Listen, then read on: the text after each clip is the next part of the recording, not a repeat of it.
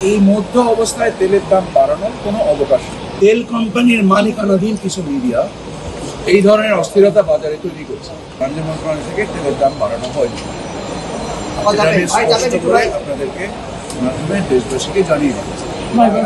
দ্বিতীয় কথা হচ্ছে যে তেলের দাম বাড়ানোর নিয়ন্ত্রিত করবে, যার মূল্য সমন্বয় করার ক্ষেত্রে ট্যারিফ কমিশন একটা ফর্মুলা ব্যবহার করে, যে ফর্মুলার ভিত্তিতে এটাকে নির্দিষ্টকরণ করা হয় যে বাড়ানো হবে কি হবে। এই ফর্মুলাটা প্রায় 14 বছর আগে তৈরি করে একটা ফর্মুলা, যেটা আমি ব্যক্তিগতভাবে আমি আইসিএমএবি এবং ইনস্টিটিউট অফ চার্টার্ড অ্যাকাউন্টেন্ট ওনাদেরকে স্বতন্ত্রভাবে এটাকে বিশ্লেষণ করার জন্য দিয়েছে। এই রিপোর্টের একটা খসড়া রিপোর্ট আইসিএমএবি থেকে গতকাল আমার হাতে এসে পড়ছে, এবং ইনস্টিটিউট অফ চার্টার্ড অ্যাকাউন্টেন্ট থেকে রিপোর্টটা এখনো আসেনি।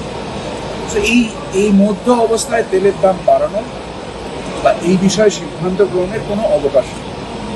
কিছু কিছু মিডিয়া, তেল কোম্পানির মালিকানাধীন কিছু কিছু মিডিয়া এরকম কিছু নিউজ তৈরি করছে বলে আমার দৃষ্টিগোচর হয়েছে।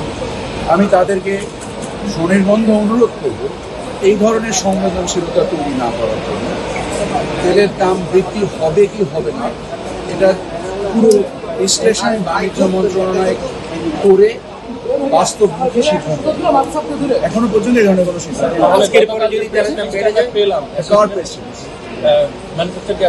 ম্যানুফ্যাকচারার অ্যাসোসিয়েশনের প্রেস রিলিজ দেওয়ার কোনো বৈধতা নেই যতক্ষণ পর্যন্ত না এটা বাণিজ্য মন্ত্রণালয় কর্তৃক স্বীকৃত। নিশ্চিত, কারণ আমি তো এটা অনুমোদন দিইনি। আমি যে জিনিসের অনুমোদন দিইনি সেই জিনিস প্রেস রিলিজ আকারে যাবে। কিন্তু ভোজ্য তেল যারা বানায় তারা বলে যে বাণিজ্য মন্ত্রণালয় তেলের দাম নির্ধারণ করে এখতিয়ার নাই, কারণ ব্যবসা করে তারা জানি আন্তর্জাতিক বাজারে সয়াবিনের দাম কত। বা আপনার তথ্য সঠিক নয়, এটা একটা নিয়ন্ত্রিত করি।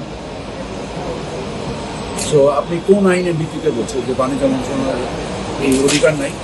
না, অনেকেই বলে যে আপনি তো এই প্রশ্নের কোনো বাস্তবতা নেই। সেটা বাণিজ্য মন্ত্রণালয় স্থির করে থাকে, যেটা একটা পণ্য স্থির করে তার মধ্যে তেল একটা, সকল পণ্য তো করে না। স্যার, বিশ্ববাজারে কিন্তু তেলের দাম এখন বাড়েনি, যৌক্তিক যে কারণ আমরা পুরো বিশ্লেষণটা না করে যদি আমরা ভগ্নাংশ আকারে এটা বিষয়ে কথা বলি তাহলে অনাকাঙ্ক্ষিত অস্থিরতা তৈরি হবে।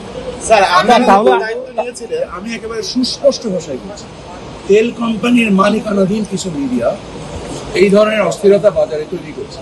আমার কাছে দেখে সাজানো মনে হচ্ছে। তাহলে স্যার আপনি যেটা বললেন যে চার্টার্ড অ্যাকাউন্টের যে রিপোর্টটা আপনার কাছে এসেছে, তাহলে আপনি এটা কবে নাগাদ নির্ধারণ করতে পারবেন?